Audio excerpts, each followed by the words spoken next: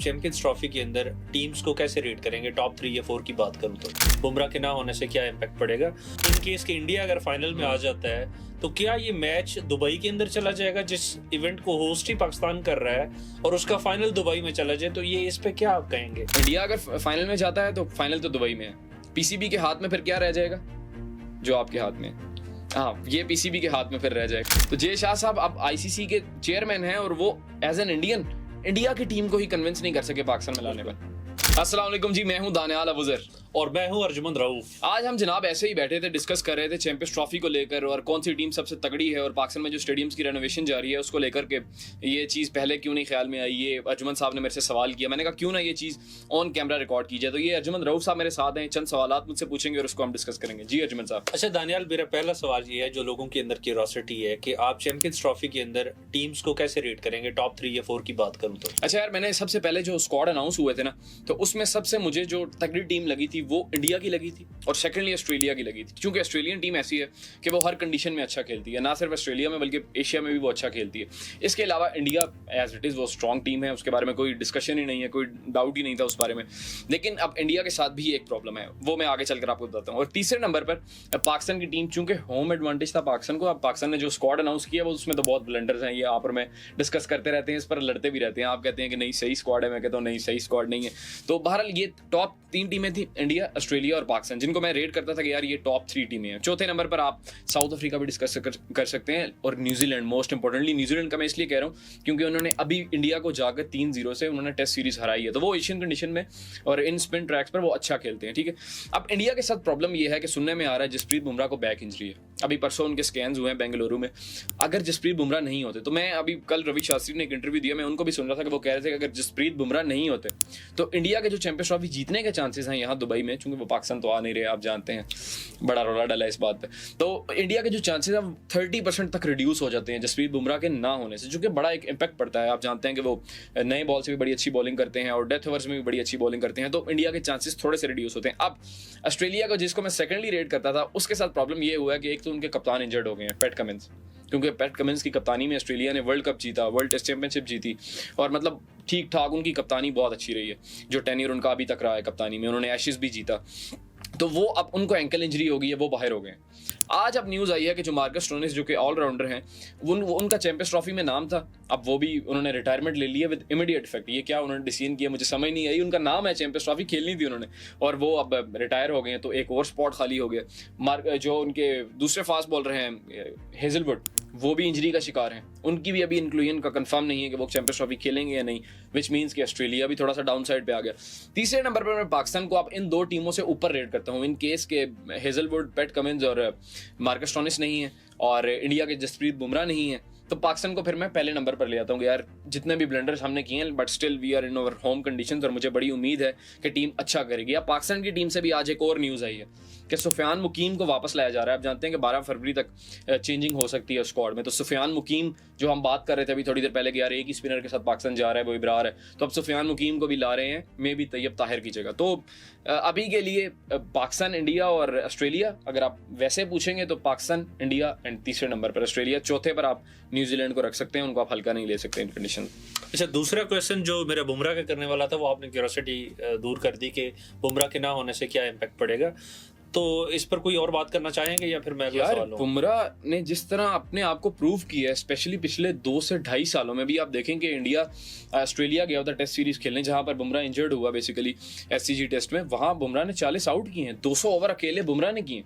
मैं एक वीलॉग किया था उसी सीरीज के बीच में कि जब बुमराह ने 25 आउट कर रखे थे, उसी टाइम पर इंडिया के बाकी 4 बॉलर्स ने मिलाकर 25 आउट कर रखे थे। तो इतना बड़ा उनका कद काट है इंडियन क्रिकेट में और बड़ा फर्क पड़ता है। फिर आप देखें कि इंडिया जो T20 वर्ल्ड कप जीता, हालांकि हार्दिक पांड्या की और रोहित शर्मा ने जिस तरह के स्टार्ट्स दिए उसमें बड़ी उनकी काविश थी, लेकिन फिर भी वहां भी बुमराह ने वो ओवर्स, जो आखिरी डेथ ओवर्स 2-3 अच्छे किए, जो 2-2 रन पर उन्होंने ओवर निकाले, तो इसीलिए इंडिया फाइनल जीता।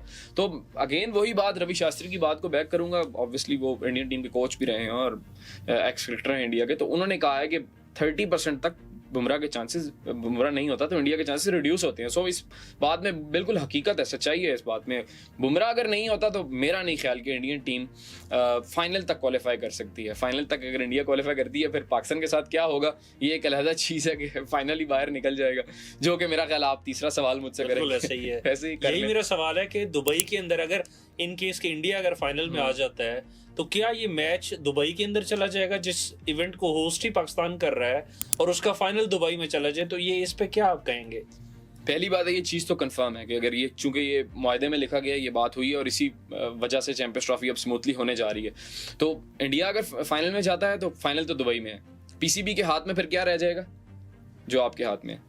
हाँ, ये पीसीबी के हाथ में फिर रह जाएगा। ऑब्वियसली आप चैंपियंस ट्रॉफी पाकिस्तान में होने जा रही है, अगर जो इवेंट एक मुल्क होस्ट कर रहे हैं और उसका फाइनल उस मुल्क में नहीं होना, तो फिर आपके हाथ में क्या रह जाता है? आपके जहन में आ रहा है? बिल्कुल वही हाथ में रह जाता है। तो बहरहाल ये खराब चीज़ होगी, लेकिन we hope as a Pakistani, पहले तो हम ये होप करेंगे कि यार चैंपियंस ट्रॉफी बहुत अच्छी हो, क्रिकेट बहुत अच्छी खेली जाए। लेकिन अब जो प्रॉब्लम इंडिया ने क्रिएट किया है, और स्पेशली जो आईसीसी में इंडिया के ओहदेदारान बैठे हैं, उन्होंने इतना ज़्यादा प्रॉब्लम क्रिएट किया। आप देखें, जय शाह साहब आईसीसी के चेयरमैन हैं, जो कि आपका चौथा सवाल भी होगा, मुझे पता है कि जय शाह साहब ने अपना रोल सही तरह नहीं निभाया।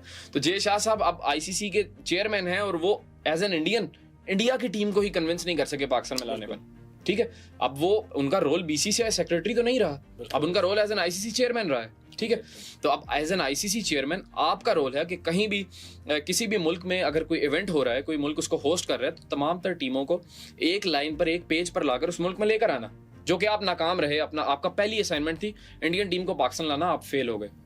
आपकी दूसरी असाइनमेंट थी कि अब ये जो प्रॉब्लम बना हुआ है, अफगानिस्तान को वीज़ाज़ नहीं मिल रहे, पाकिस्तान उनके वीज़ाज़ डिले कर रहे हैं, जो कि आपको पता है पाकिस्तान अफगान बॉर्डर पर प्रॉब्लम चलते रहते हैं, और पाकिस्तान को ये डर भी है कि अफगानी यहाँ पर आ जाएंगे चैंपियंस ट्रॉफी के लिए और फिर वापस नहीं जाएंगे, पहले बड़ी मुश्किल नाल कटे है।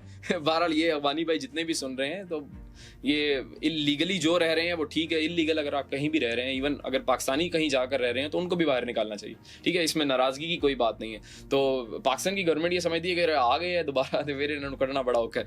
तो ये भी अब आईसीसी का रोल है, आईसीसी के जितने भी बोर्ड मेंबर्स हैं, आईसीसी उनकी जिम्मेदारी लेता है कि उनके प्लेयर्स अगर किसी कंट्री में जाएंगे तो उनके वीज़ास का प्रॉब्लम ना बने, उनके फैंस अगर कहीं मैच देखने जाना चाहते हैं तो उनके वीज़ास डिले ना हो।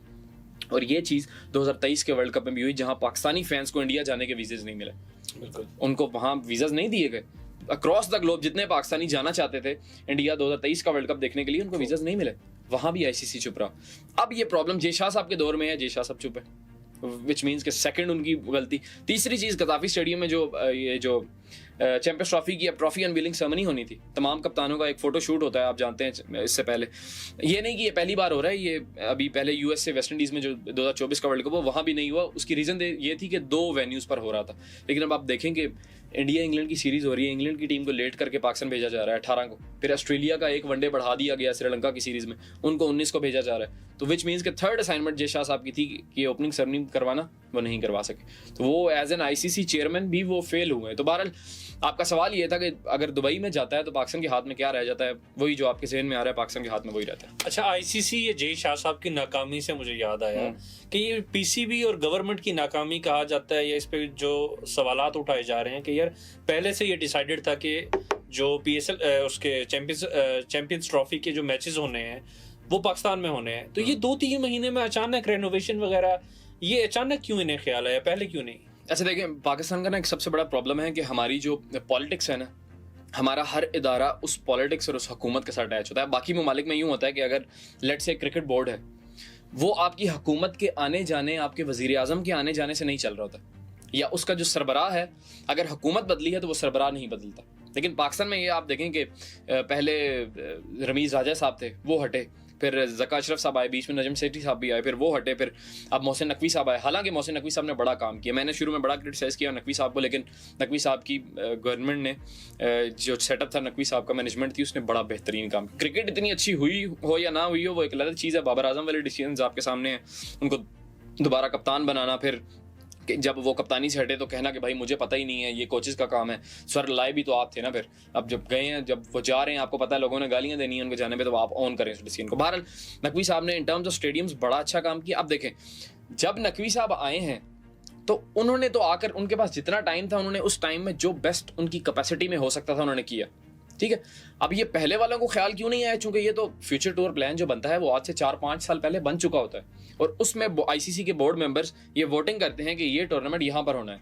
तो वहाँ पर वोटिंग हो चुकी थी कि चैंपियंस ट्रॉफी पाकिस्तान में होनी है, लेकिन पाकिस्तान की गवर्नमेंट ने क्यों इस तरफ ध्यान नहीं दिया। ये तो नकवी साहब आए, हम देखिए मैं आपको इसमें ये चीज़ बता सकता हूँ कि नकवी साहब ने बड़ा अच्छा काम किया।